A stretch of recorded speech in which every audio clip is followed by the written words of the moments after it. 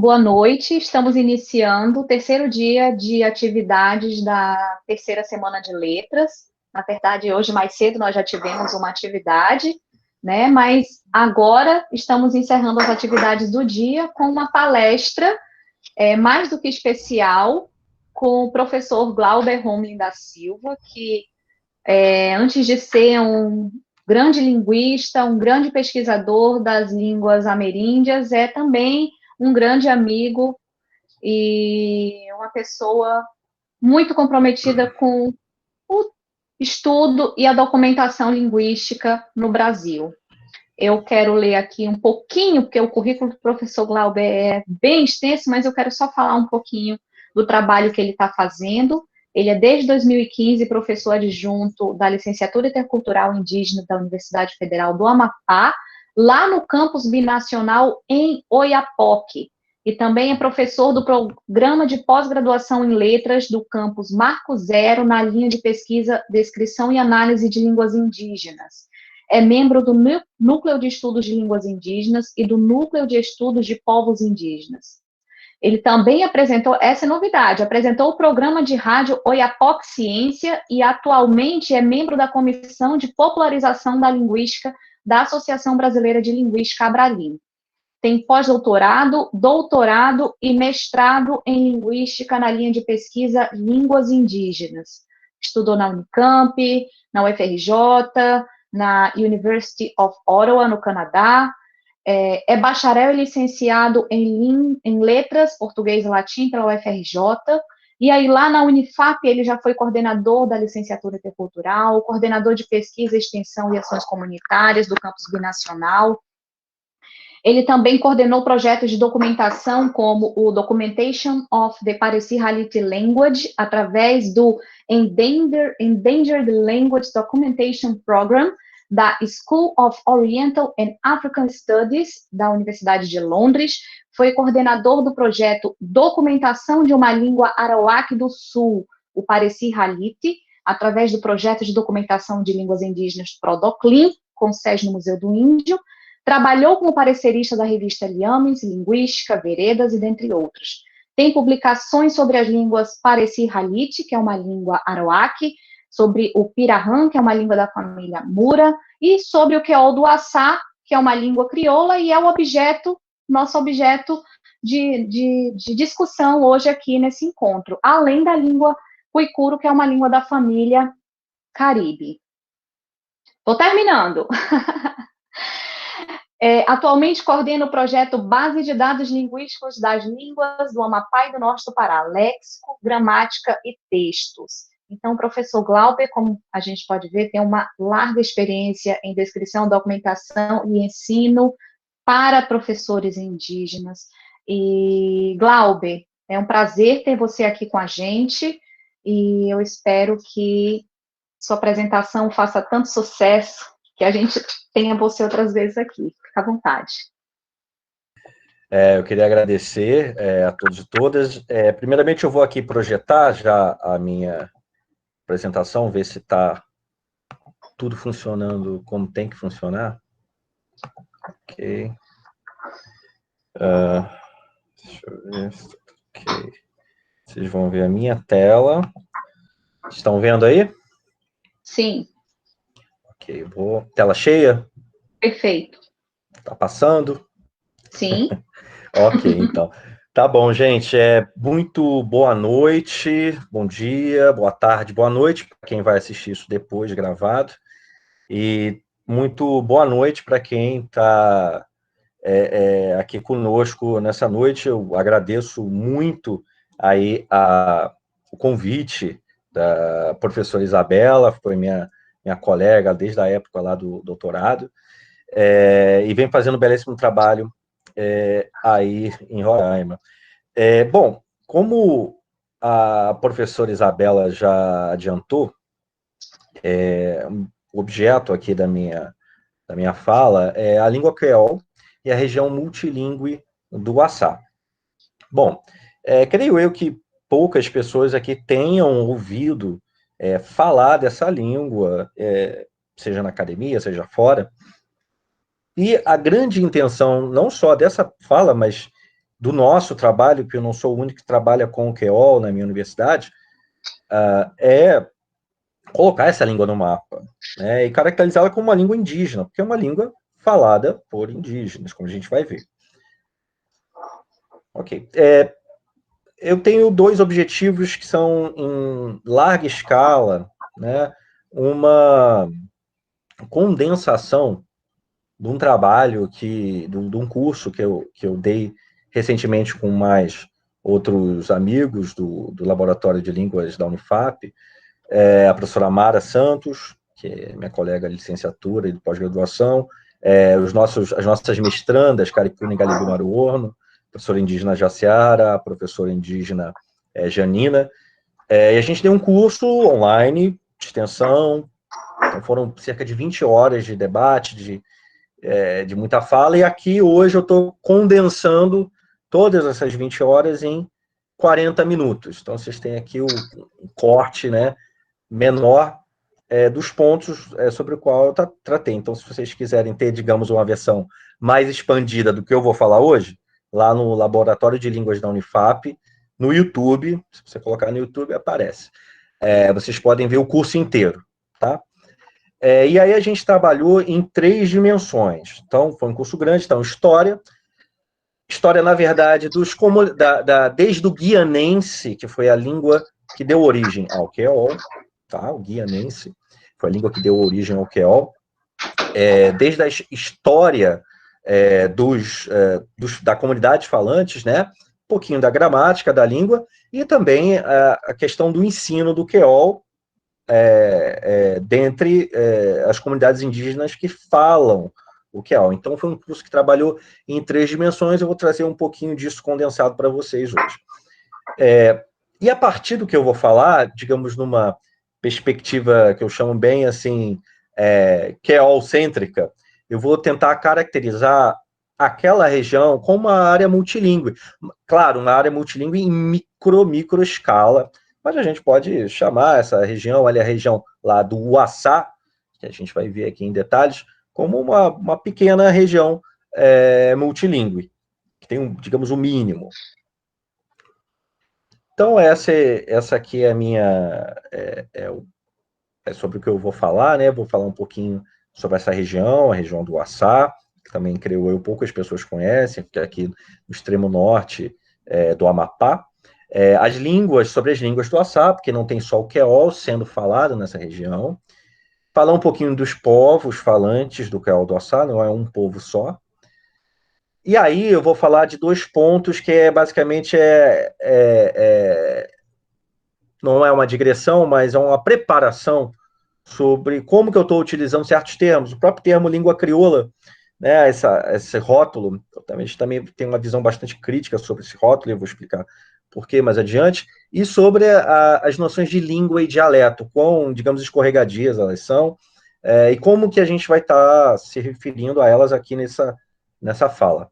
Um pouquinho da história, falando um pouquinho de como o guianense nasceu lá no final do século XVII, em Caiena, e no início do século XX, a partir de uma série de eventos históricos, né, que afetaram as comunidades falantes, a gente teve o desenvolvimento do QEOL, né, dessa língua que se autodenomina, cujos falantes chamam de QEOL aqui no lado brasileiro.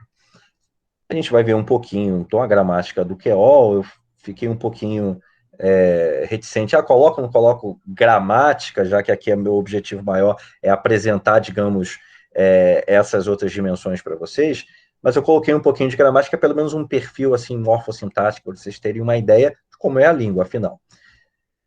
Comento um pouquinho sobre esse Uaçá multilingüe e falo das nossas iniciativas de ensino que a gente vem ajudando a consolidar aqui no escopo da educação escolar indígena, já que a gente, na licenciatura intercultural indígena, nós formamos professores indígenas para atender aqui a educação escolar indígena local. Faço minhas considerações finais. O Uaçá, gente, como vocês estão vendo aí, tá pequenininho o nome, mas dá para ver bem. O Uaçá é essa partezinha aqui nessa cor, que eu acho que é rosa, não sei como é que está aparecendo para vocês, mas vejam aqui, é o extremo norte do Brasil, a gente tem, esse aqui é o Amapá, tá bom, gente? Eu sei que não tem a perspectiva do Brasil, mas isso aqui é o Amapá. A gente tem a fronteira com a Guiana Francesa, então você tem o rio Oiapoque aqui fazendo essa fronteira. Esse pontinho aqui, que adentra, é o Oiapoque, a parte do Oiapoque que faz, digamos, fronteira com São Jorge. A fronteira com o Amapá aqui embaixo, e aqui a gente tem o rio Amazonas, fronteira com o Pará e tudo mais. O Açaí é essa região, então a gente está falando dessa pequena região aqui. Há outros colegas que vocês podem conferir, que há trabalhos muito interessantes de outros colegas daqui da instituição, o professor Almir Gomes, por exemplo, que eles trabalham mais numa perspectiva, digamos, do Amapá como um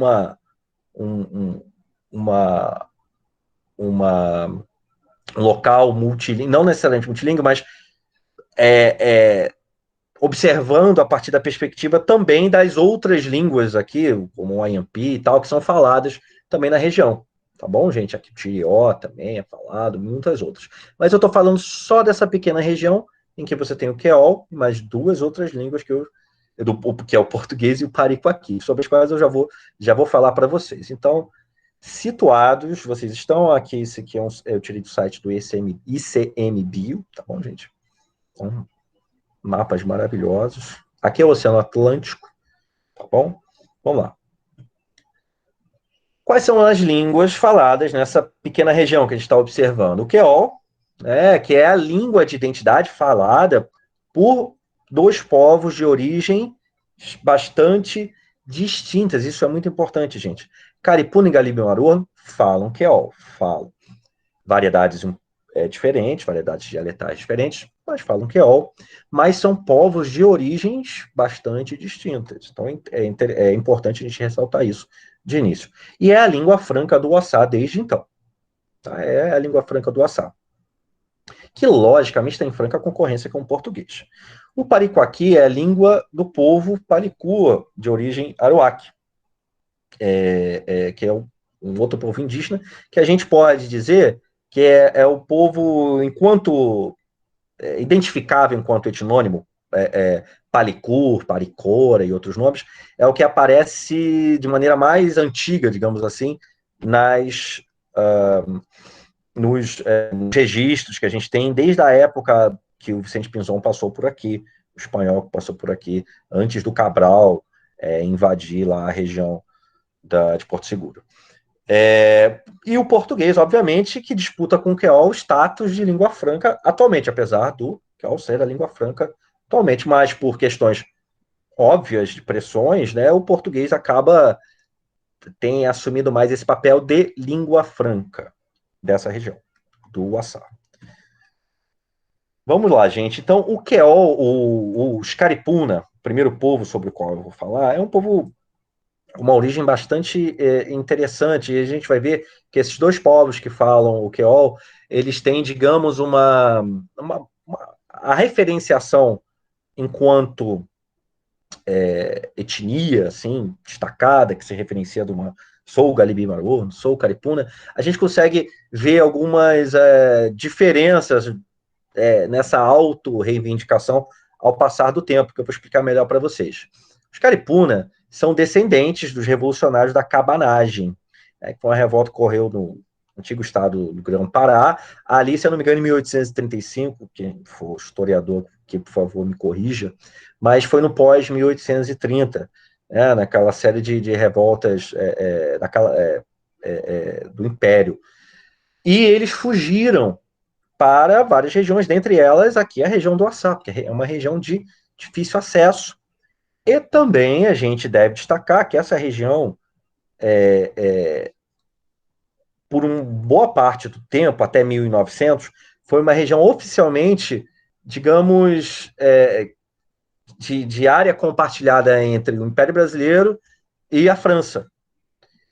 Basicamente era terra de ninguém. Uma faixa de terra entre o Oiapoque e o Araguari era terra de ninguém, digamos assim. Então, muita gente se refugiava, e é uma área de difícil acesso também.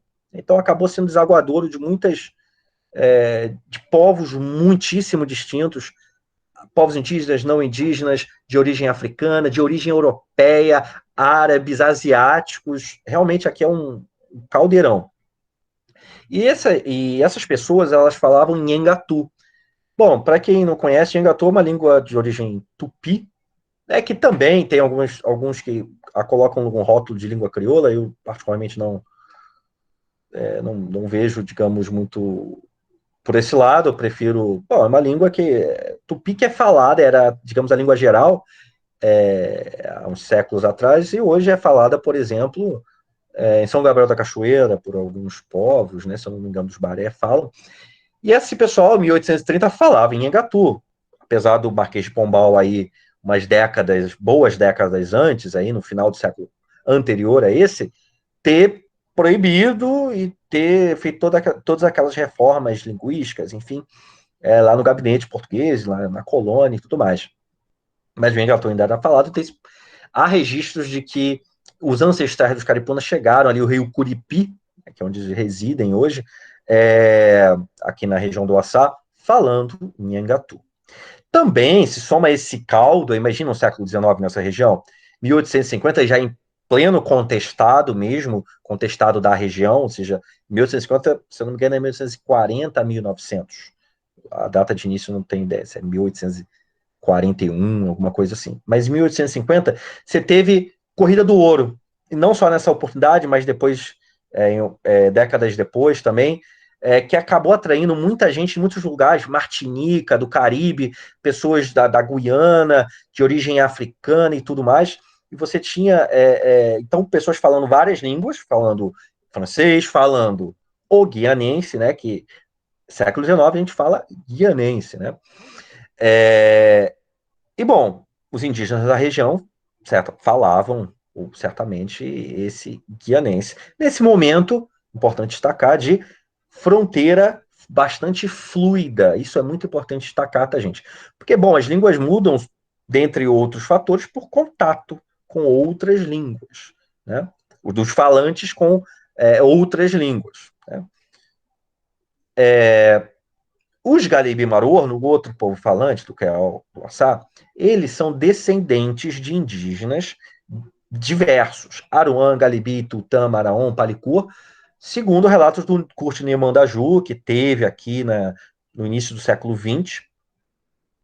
E dentro de um contexto de integração nacional, porque, vejam, até 1900 era terra contestada, 1900 passou-se a régua e aqui é a fronteira, Oiapoque, Rio Oiapoque. Não é Araguari mais ao sul, não é o Caciporé, não é nenhum pedaço de terra mais ao sul. Ou seja, quem ganhou a disputa foi, no caso, o Brasil, né?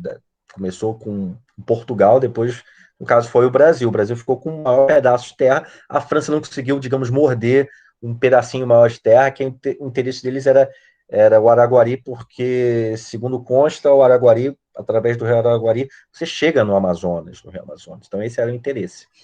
Em 1900, passa-se a régua, vira Brasil, há um movimento de ocupação, você tem a SPI, você tem o Rondon chegando ali naquela região para ocupar aquela região.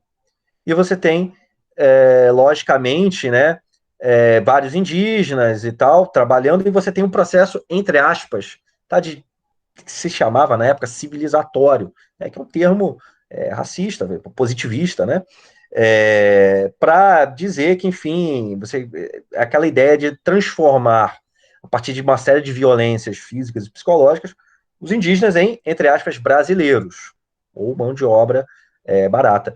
E você tem, a partir de 1940, a formação ali de uma aldeia central, Comarumã, que é a maior aldeia até hoje, dos Galibi-Maruã. Então você pega indígenas que viviam em várias ilhotas na região, os concentra ali, funda uma escola, e essa escola passa a veicular ideologia nacional, Brasil, bandeira nacional, tanto que até hoje você tem uma cultura muito forte no Oiapoque, até por ser uma região de fronteira, de festas cívicas com o envolvimento dos indígenas, né, 7 de setembro, esse tipo de coisa. Isso é uma herança dessa época. Desculpa, tem um trovão aqui em Macapá, parece que vai chover. Então, se eu cair, gente, é a chuva daqui. O Cumarumã até hoje Não se é a preocupa maior. não, Glauber. A gente entende, tá? A gente está em Roraima. Pois aqui nem dá trovão muito assim, então vem água aí. Então, o Kumarumã é a maior aldeia até hoje. Então, você teve, digamos, indígenas de várias origens, Caribe, Aruaque, sendo concentrados numa região. Na época, você já pode dizer que você tinha uma diferenciação, né, em relação ao guianense, porque você já tem uma fronteira há um tempo, já tem uma segunda geração, e essa geração passa a estar mais em contato com o português, e há um isolamento, digamos assim, o tempo suficiente para você ter essa diferença, para formar o QEO que a gente tem hoje, né? É, e aos poucos, como você junta pessoas que falam línguas diferentes, mas tem uma língua franca, essa língua franca sobressai e as outras deixam de ser faladas por aquelas comunidades, né? Esse que se faz, né? Você junta povos diferentes, eles acabam falando a língua franca. No caso, na época era o Creol, mas em muitos lugares às vezes é português, enfim. Estratégias do Estado de limpeza étnica, né? Vamos falar português, claro. Bom, as duas ressalvas que eu quero fazer, primeiro, língua crioula. Esse termo, língua crioula, né, ele precede o seu uso na linguística. E ele nasce num contexto colonial, né? Ele tem várias acepções, mas refere-se a tudo que é da colônia. Tudo que é da colônia. Então, digamos, uma muda nativa, uma batata que é feita na colônia, enfim. E acaba se desenvolvendo um vocabulário pejorativo colonialista. Por quê? Bom, dentre todo o arcabouço lexical colonialista, enfim, se tem que, para você justificar uma empreitada que foram as grandes invasões europeias do resto do mundo, você tem que transformar as pessoas numa versão piorada da sua ou em não humanos.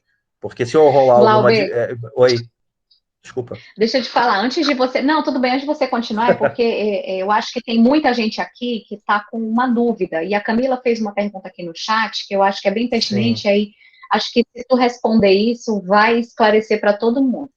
A tá. pergunta da Camila é a seguinte: uma língua franca é uma ameaça em relação às outras línguas, mas isso para puxar a deixa. Explica o que é uma língua franca e qual a relação dessa, se é uma ameaça ou não. Tá. Então, respondo agora. É o seguinte: uma língua franca digamos, uma língua de comunicação numa determinada região, um determinado território, ou uma determinada área também. Vou dar um exemplo bastante claro. O inglês é, digamos, a língua franca da ciência, assim como o latim foi há um tempo atrás. Ou seja, independentemente da sua língua nativa, bom, se você quiser circular de maneira internacional, você tem que escrever em inglês, né? Nessas situações de multilinguismo, você tem muitas vezes uma língua que todo mundo fala, né? Por variados motivos. Pressão, domínio, hegemonia, tem vários motivos históricos que causam isso. E é óbvio que você tem uma pressão. E sim, é uma ameaça, sim. É sim uma ameaça. Você tem outras situações, como, por exemplo, São Gabriel da Cachoeira, por exemplo, naquela região, você tem, sei lá, pelo menos há 10 anos atrás, eu nunca estudei aquela região, mas eu acompanhei colegas que trabalhavam lá. Então, por exemplo, você tem o tucano, que é, digamos, uma língua bastante. Quase todo mundo fala, quase todo mundo, não sei se quase todo mundo, mas boa parte deles falam. E, por exemplo, uma comunidade, sei lá, tuiuca, menorzinha, acaba muitas vezes. Você acaba tendo focos de interrupção de transmissão intergeracional. O que é isso? Você passar a sua língua para o seu filho, falar a sua língua para o seu filho. Então, não, eu vou falar tucano e português, porque tuiuca, pô, é segunda língua, é terceira, enfim.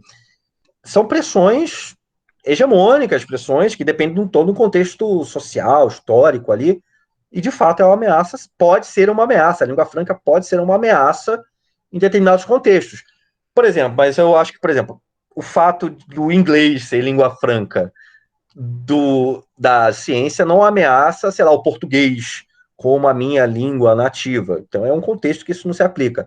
Mas no exemplo que eu dei dos tucano, tuiuca, sim, o tucano, de certa forma, pode suprimir o tuiuca em algum momento, pode acontecer, assim como o português pode suprimir, por exemplo, digamos que no Xingu, não é o caso, tá, gente? Isso é hipotético.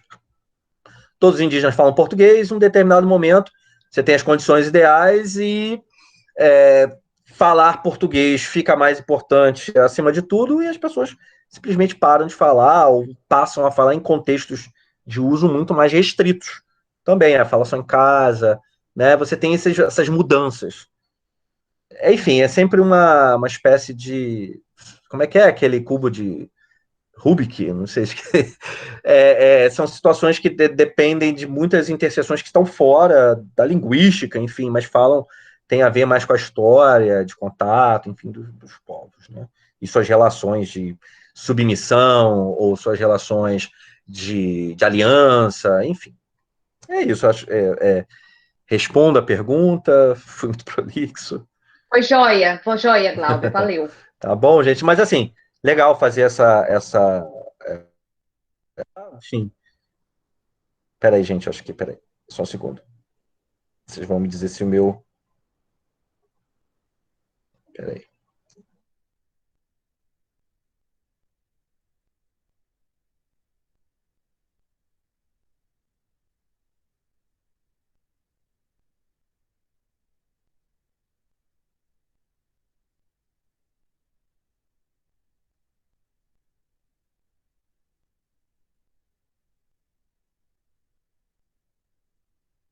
Alô? Pronto. Agora eu tô sem o microfone. Mudou um pouco o som, mas vocês estão me ouvindo bem? Peraí, Tá perfeito, tá Glauber. perfeito? Igual Beleza. antes. Tá, então eu Tá. tirei o microfone, o som mudou um pouco, gente. Espero que esteja bem para vocês. Vamos lá, gente. Vamos voltar aqui para nossa apresentação. Vou voltar do slide que eu estava. Estava aqui falando de línguas crioulas, né? Nasce no contexto colonial, né? Então, bom, como todo produto humano, né? Eu estava falando que o colonialismo, dentro do seu arcabouço ideológico mesmo, ele tem que desumanizar o outro. Como é que você vai explorar o outro se você considera o outro parecido com você? Humano, com desejo, volição e tal, você tem que desumanizar o outro. E é isso que o colonialismo faz. E aí o que a gente tem é toda uma série de arcabouços, de armas, para isso. Dentre eles, todos os produtos humanos históricos, dentre eles a ciência. Né? Então, a ciência também incorpora certas tradições e a ciência é um produto histórico também, né? Ela não é neutra, tá? Então, você tem, ela acaba sendo incorporada, aí sim, na linguística, séculos depois, com um viés que se diz excepcionalista. Eu vou explicar um pouco melhor para vocês. Na linguística, línguas que recebem esse rótulo são sempre línguas que nasceram em situações de contato abrupto.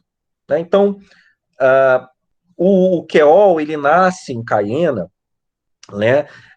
Ali no final do século, dos anos 1700, dos anos 1660, até o século 17, a partir, né? Você sequestra pessoas lá no oeste da África, que são falantes de várias línguas Fong, Big B, enfim. Aí sequestra, traz uma massa de pessoas para trabalhar forçadamente no outro lado do oceano, em outro lugar. Essas pessoas são adultas, boa parte, e elas têm que aprender como o francês rapidamente, né? Porque são franceses que estão ali explorando essas pessoas. Então, você acaba desenvolvendo o quê numa situação dessa? Essas pessoas desenvolvem um francês de segunda língua. Levado em conta a pressão, a rapidez com que eles têm que aprender, eles vão desenvolver a competência de alguém que fala francês.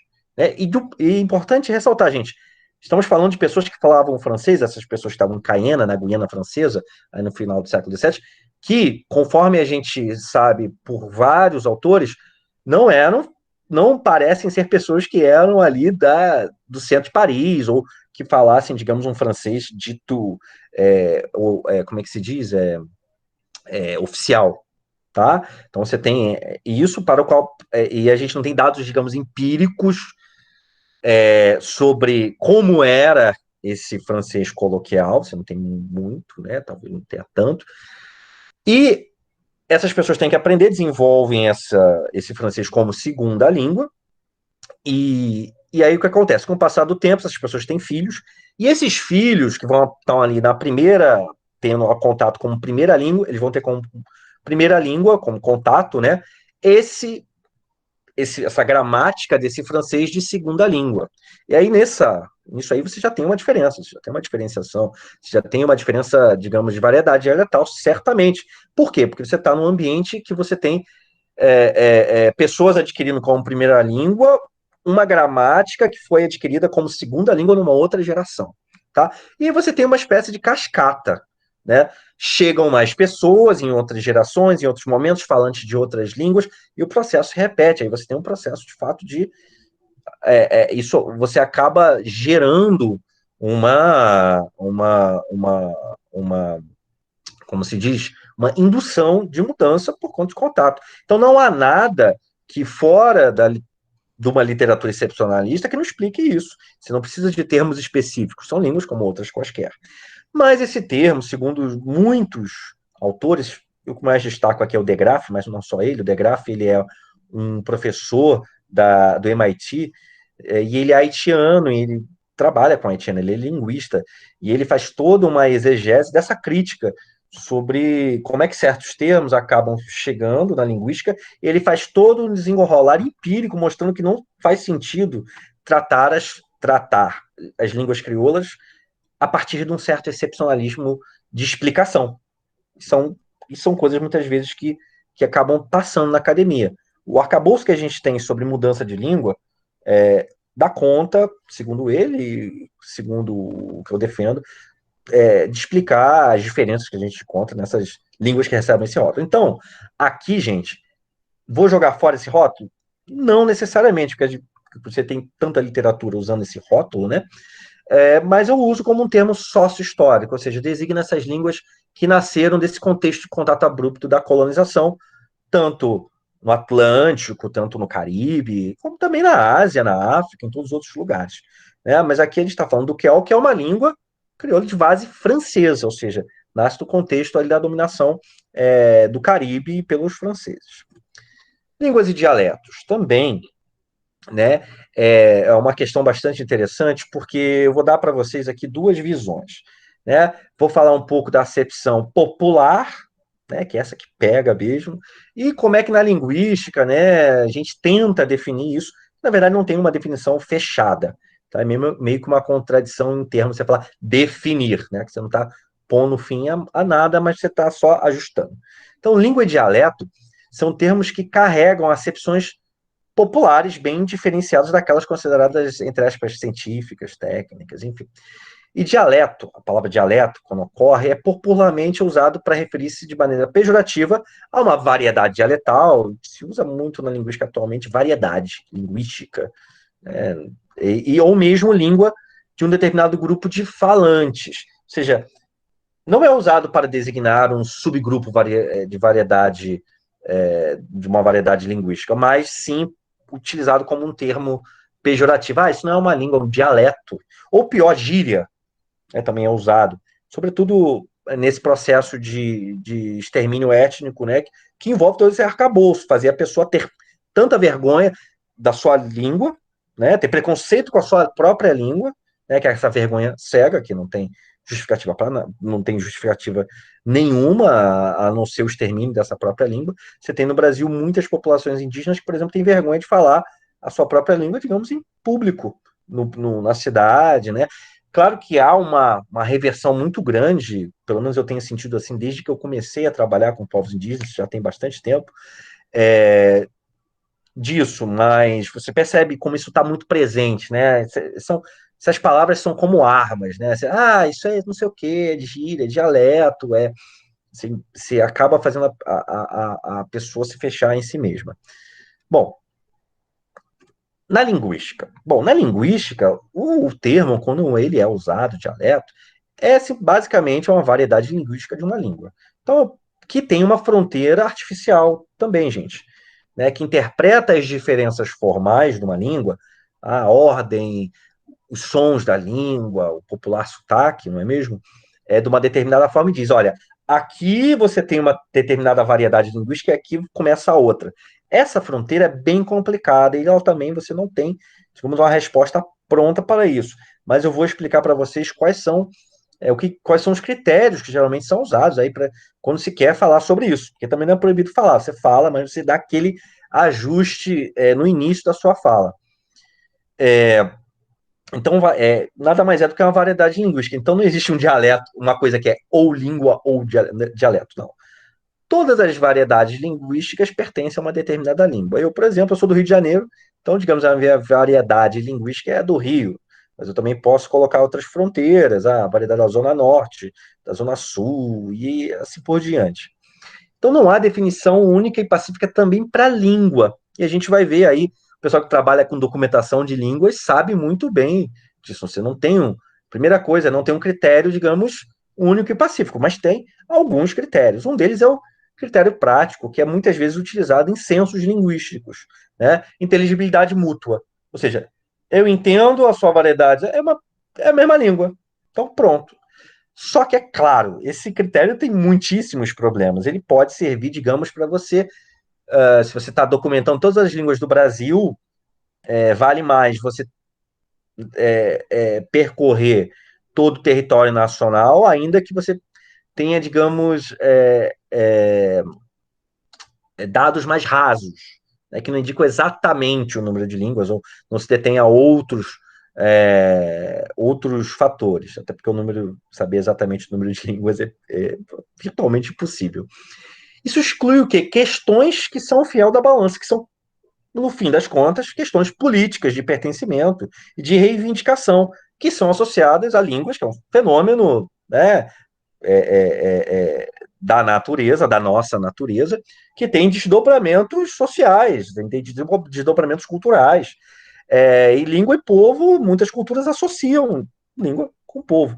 Então, você considerar, por exemplo, o QO que é falado pelos Galibi-Maruorno e o QO que é falado pelos Caripu na mesma língua, é ok para eles, só que são variedades linguísticas distintas. Sim, de fato são. São bem semelhantes, de fato, mas eles preferem assim mais, mesmo assim eles se consideram como uma língua só. Já a diferença com o guianense é um pouco maior, mas também eu posso garantir para vocês que há uma inteligibilidade mútua boa entre o guianense atual e o queol, as duas variedades que a gente está falando, sobre as quais a gente está falando aqui. Mas a questão de chamar o guianense de uma língua e chamar o queol dando um outro nome de outra língua é uma questão que, no fim das contas, o fiel da balança é político, tá, gente? Tanto é que tem algumas publicações, não todas, que dizem que, olha, o guianense tem 60 mil falantes do lado da Guiana Francesa e 4 mil falantes do lado brasileiro, ou seja, consideram o que se fala no Brasil como guianense, né? Porque desconsidera esse auto-pertencimento, enfim. Então, você tem, primeiro, a parte da diferenciação formal das línguas e como isso é interpretado e reivindicado pelas comunidades falantes. Então, a fronteira entre línguas e dialetos considera fatores, claro, objetivos, mas também políticos, isso é muito importante. Vou dar um exemplo para vocês. O galego.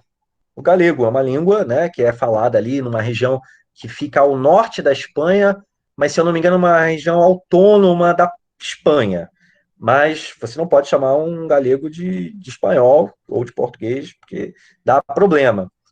Só que se eu ler aqui, como eu fiz lá no curso, ao que eu me refiro, um texto em galego para vocês, todo mundo vai entender aqui. Mas quem é dessa região da Galícia faz questão de ter uma política linguística própria e uma autodenominação de língua diferente. Não, isso não é português, não é muito menos espanhol, se assemelha mais ao português mesmo, de Portugal. Isso é uma língua diferente. Então, no fim das contas, a diferença entre uma língua e outra, e também dentro das línguas entre as suas variedades internas, são questões. Entre línguas é mais, né? São questões políticas que são o fiel da balança. É óbvio que a gente não vai ter dúvida se português e chinês são a mesma língua, mas se português e galego, isso vai depender no fim das contas, de questões de autorreivindicação das comunidades de fala, tá bom? Vamos lá.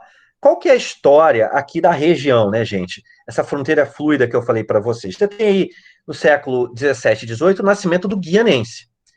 E rapidamente vira a língua de Caiana. Você tem documentos dizendo isso. Vira a língua não o francês, mas o guianense. Tá? Que é uma variedade do francês, tá, gente? Tem gente que tem um pouco de medo de falar, mas, bom, o queol é uma língua indígena e é uma língua que você pode chamar, né, de neolatina, por que não? Tá? Mas no século XIX, e no século XIX, mais adiante, né, você tem essa faixa de terra entre o Rio Oiapoque e Araguari disputada. E o guianense, como língua franca, permanece, né? No século XX, você tem essa diferenciação do guianense, nascimento do queol. No curso eu coloco dados, né? Aqui o tempo é muito exíguo, mas, por exemplo, a gente pode dizer que você tem certas diferenciações que podem dizer que o queol é mais conservador, ou seja, você pega documentos do século XIX que você tem do guianense, e eles se assemelham mais ao queol atual, e o guianense virou outra coisa, mudou, né? Então, a gente pode dizer, eu não sou linguista, eu não trabalho com linguística histórica, né?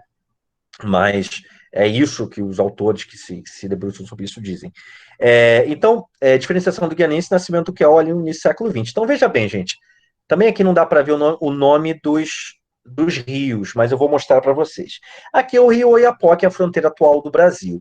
Eles queriam, os franceses, primeiramente, que a fronteira fosse no Cassiporé, mordendo um pedacinho aqui, né? Ou que a fronteira mais adiante fosse no Araguari, né? Aqui no Araguari. Então, você tinha os franceses tentando chegar cada vez mais ao sul, e a ideia, que segundo me consta, é chegar aqui ao Amazonas, né? E isso durou muito tempo. Você teve, desde 1713, você tem ali uma fronteira, ali o Tratado de Utrecht, diz fronteira entre Brasil e França, no caso, na época, Império Português, né? Fronteira em um rio, Japoque ou Vicente Pinção, era isso que estava escrito. Para mim parece muito óbvio que era Oiapoque ou Vicente Pinzon, mas aí os franceses não aceitaram muito isso e falaram, não, é no Cassiporé, né, que é um pouquinho mais aqui ao sul. Olha, não, gente, um pouquinho mais depois, é depois de Calçoene. E depois no Araguari, não, é mais ao sul ainda. Alegavam ali questões de localização, não sei o quê. Em 1797, Rio Calçoene, Tratado de Paris determina. 1801 e 2, vai para o Rio Araguari, Tratado de Badajoz e Amiens. 1809, 1815, Portugal ocupa a Guiana Francesa. Tá ali lembra 1815 que tá rolando? O Napoleão tinha colocado uns anos antes a família real para correr, para nadar, enfim, foram de barco para o Brasil. E Portugal pega e ocupa a Guiana Francesa por alguns anos, digamos, uma espécie de contra-ataque. Aí vem para o Rio Oiapoque, ou seja, né, interesse português. E em 1841 e 900 você tem ali o contestado, né, o território passa a ser neutro e compartilhado. Em 1900 você tem um laudo suíço, ponto final, Rio Oiapoque. E nessas idas e vindas, foi uma região que foi uma espécie de, entre aspas, buraco negro, porque ela atraía pessoas de várias, mais variadas origens, a região do Açá. Vamos falar um pouquinho de gramática? Vou dar só um gosto aqui para vocês da gramática, do queol, para vocês terem uma ideia. Bom, uma língua crioulo de base francesa, então parece francês. Sim, claro, o léxico, né, os rótulos lexicais parecem muito, mas a gramática é bastante diferente. Por exemplo, eu comi o beiju. Você tem momangé, caçadla. Vejam aí, você tem uma ordem sujeito, verbo, objeto, uma língua predominantemente núcleo inicial. E você tem preposições, não posposições. Que-u, por exemplo, com você, aí no segundo exemplo, o auxiliar precede o verbo principal ou o predicado principal, por retegis, né, para ficar certo. Aí nesse exemplo, como a gente pode ver, né, reter o verbo auxiliar, e você tem o gis logo depois. Mas no sintagma nominal, sintagma determinante, ele é núcleo final nos artigos, que é bastante interessante. Então, o homem lá, o homem, definido singular, tem o lá, vem depois do nome. O homem lá, que os homens, vem depois do nome. E é bastante interessante a gente comentar aqui que nessas línguas que recebem esse rótulo de línguas crioulas, você tem uma grande, digamos, entre aspas, inovação no âmbito do sintagma nominal, mais até do que em outros, digamos, locais da gramática, locais da sintaxe, a gente pode usar esse termo. Tá? Então, por exemplo, boa parte das diferenças entre, que eu não vou explorar aqui, infelizmente, por conta do tempo, entre o queol e o guianense residem dentro do sintagma nominal, tá, gente? Ordens, assim, de demonstrativo, ordem de artigo. Tá? A morfologia de tempo, modo e aspecto, ela é decodificada através de morfemas funcionais pré-verbais, que é bastante comum todas essas línguas aí de origem francesa do Caribe, o haitiano, o guadalupense, a martiniquense. No caso do queol, coloquei aqui uns exemplos. Primeiro ali o aspecto. Aspecto imperfectivo marcado é o K. E aí você tem umas leituras um pouco diferentes do morfema zero, digamos assim, entre verbos de classes acionais diferentes.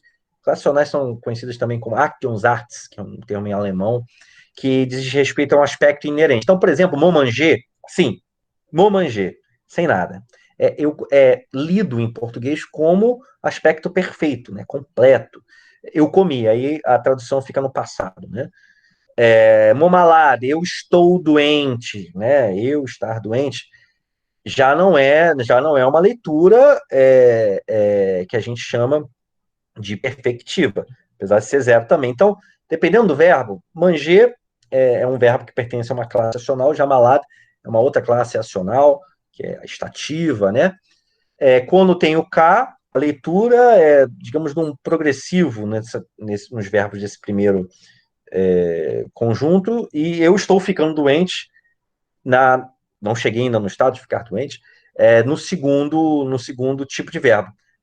Só uma ressalva, eu não vou esgotar, longe de mim aqui fazer, digamos, uma tipologia das classes acionais do QEOL, né? Pretendo fazer isso no futuro. Mas só para vocês terem uma ideia de como as coisas são lidas, né? Numa língua que tem muito pouco morfologia, língua isolante, né? Outro morfema pré-verbal é o T, que é muitas vezes glosado como passado, anterior, né? É o tempo, passado ou anterior. Então, quando você coloca o T nos verbos do tipo manger, você tem como se fosse um pretérito mais perfeito, né? Eu tinha comido, né? Antes de algo acontecer.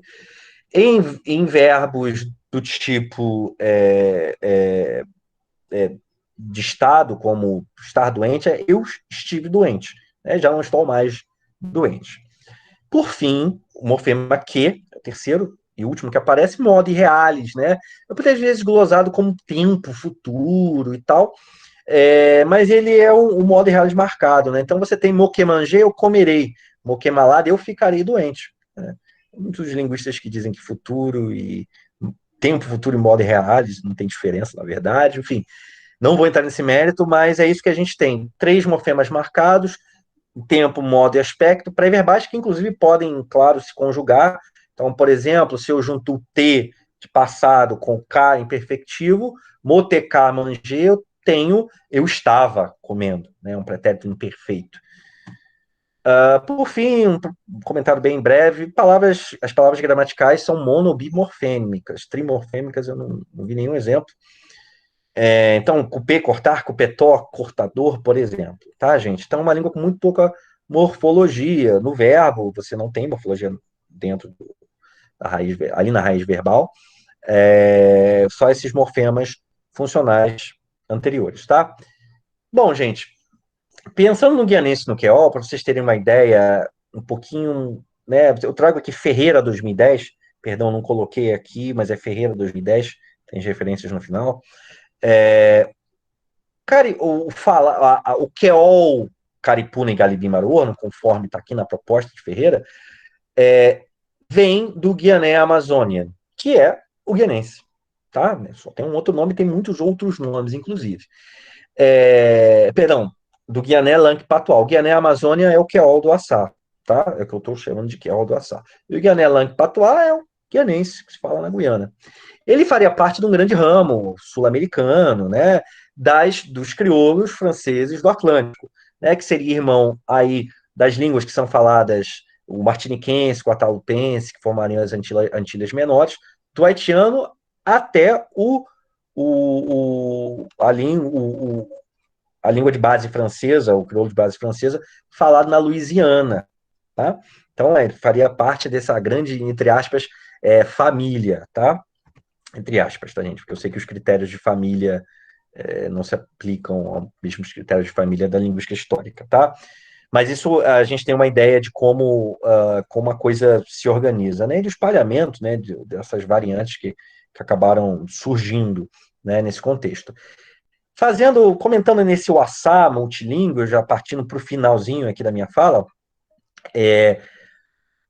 o shift da mudança do século XIX para o século XXI, né? Até hoje, entre os Caripuna, você tinha eles falando Nhangatu, Queol, francês, enfim, segundo o que a gente tem nos documentos históricos que a gente tem aí.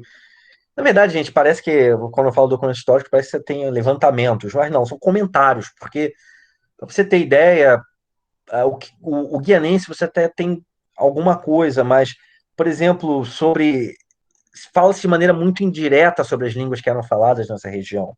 Então você encontra num documento aqui, outro acolá, numa publicação. Bom, a partir do início do século XX, você tem o português como tendência, e o QO é mais restrito. Por quê? Violência física, né? O QO foi proibido e ele foi... Realmente, houve uma tentativa de apagamento do QO, do francês, porque também muitos indígenas deveriam falar francês também nessa época, tinha uma influência maior, e houve uma tentativa de apagamento físico mesmo, né? De genocídio, né? De apagar todo esse rastro, toda essa identificação que não fosse o português, ser brasileiro e assim por diante. No caso dos Galego-Bimaruor, você tem um quadro semelhante, né? Você tem o que é como L1, no início do século XX, você tem documentos que comentam isso, e provavelmente francês também, as pessoas falavam, que é o proibido, o imposto, você tem como tendência, que é o mais restrito, e o português como tendência. Então você tem, nesse momento atual, o português fazendo pressão como nunca. E aí, nesse sentido, a gente pode dizer que o Açá é uma região multilíngue em microescala. Eu faço um comentário numa publicação que está para sair agora, numa revista Anthropological Linguistics, que a gente fala, eu com muitos outros autores, falávamos de várias regiões multilíngues, não só no Brasil, mas também no oeste da África, e eu falo um pouco do Açá, algumas páginas sobre o Açá. Né? E a gente caracteriza como uma língua, uma região multilíngue em microescala, né? 3 línguas. O que é figura como uma língua franca histórica ainda, é a língua franca, por exemplo, as minhas mestrandas, que são alunas, são pessoas jovens, falam o Queol e afirmam, são lideranças, afirmam que o Queol é uma língua, eu já observei muitas vezes, inclusive, o Queol sendo usado, ele é falado por indígenas Palicur adultos também, tá? Isso é importante dizer, os Palicur falam Pariquaqui como primeira língua, falam português e os adultos, pelo menos, falam Queol, que vão participar de assembleias regionais, né, deles. E importante mencionar também, aí se vocês quiserem também, enfim, convido vocês podem me perguntar, podem ir lá no canal do Laboratório de Línguas da Unifap, também no YouTube. Artes verbais do Açá, elas refletem essa formação multilíngue também da região. Se você pega chamados potais, que são uma espécie de reza, de terapia, que fosse assopros, eles têm palavras, né, são fórmulas que têm palavras de Calinã, de línguas tupi, de queol de português, às vezes na mesma forma, tá? Na mesma expressão de arte verbal, que misturam várias línguas e são colocadas em contexto xamânico, né? Em contexto, né, dos pajés, porque o Açá é um sistema, né? Então você tem as artes verbais, o conhecimento dos xamãs, eles circulam, né, livremente, eles não são encerrados. Os caripunas, os Galimaror, nos Palicur, eles circulam. Bom, em termos de ensino, meu último slide, né? Essas 4 palavrinhas, quem trabalha com educação escolar indígena, bilíngue, intercultural, específica e diferenciada, a gente vem tentando, lá na licenciatura intercultural indígena, consolidar esses conceitos que são construídos na prática. Tem na lei, mas a gente constrói. Não tem muita assim, definição, entre aspas, regulamentação, assim. Tem, é claro, mas tem tanta para dizer o que é específico, o que é diferenciado. Então, a gente constrói, é muito importante que a gente consolide certas práticas e certas políticas linguísticas também no bojo aí da educação escolar indígena. Então, ela é bilíngue lá no Assá, por quê? Sinduqueol está em todas as escolas de Caripuna, Galibi e Maruorno. Sim, maior, menor grau, com agora a gente fez material didático junto com os professores também, tem uma série de desafios, mas você tem eles ali com isso na grade.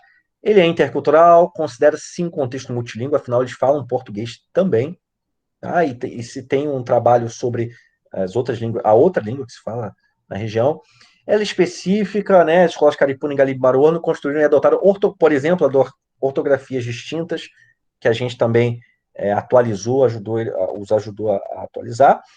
Isso é muito importante, são variedades muito semelhantes, mas são variedades distintas, com ortografias distintas. Tá? Eles fizeram questão que as ortografias fossem distintas, né? Aí a ortografia, como diz a Bruna Franqueta, a professora Bruna Franqueta, é a reificação da língua mesmo, né? E diferenciada porque o que é uma língua distinta do guianense com variedades distintas. E se assume assim. Você não vai dizer para um caripuna ou um galibimaruano que ele fala guianense. Ele vai pontuar as diferenças, fala, não, aqui é creol. Sim, os galibimaruanos também falam, mas é um diferente. Né? É diferente. E assim que eles se autodenominam, né, e auto-reivindicam. Considerações finais, que é uma língua pouco conhecida nos espaços acadêmicos ainda, né? É um desafio a gente colocar ali no mapa. Região do Açá é uma região multilingüe pouco conhecida, porque é pequenininha, né, gente, também. E há trabalhos que sequer o diferencia do guianense. Isso também, são poucos, né? Não é todo mundo, não. Mas é importante a gente ter essa noção, porque mesmo a gente com o nosso conhecimento do que são línguas crioulas, a gente não sabe que tem essa língua no Brasil, poucas pessoas sabem.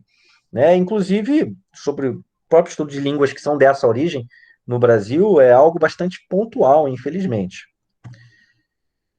Bom, a gente tem trabalhado muito com estudos descritivos e produção de material por enquanto, e a gente está agora com a ideia de dar uma avançada aí numa descrição mais profunda, né, da gramática, da língua, enfim, publicar materiais nesse sentido. E essa pequena e complexa situação e dinâmica linguística do Assá acende também muitas questões sobre identidade linguística e cultural. Então, quem quer trabalhar não só com QO, tem interesse na língua, mas quer trabalhar com questões como essa, aqui é um lugar ideal. Venha para o PP Gelete, venha estudar conosco. Vai ser muito bem fazer pesquisa aqui também, não precisa necessariamente estudar com a gente, mas também pode ajudar a gente a estudar essa área, descrever essa área,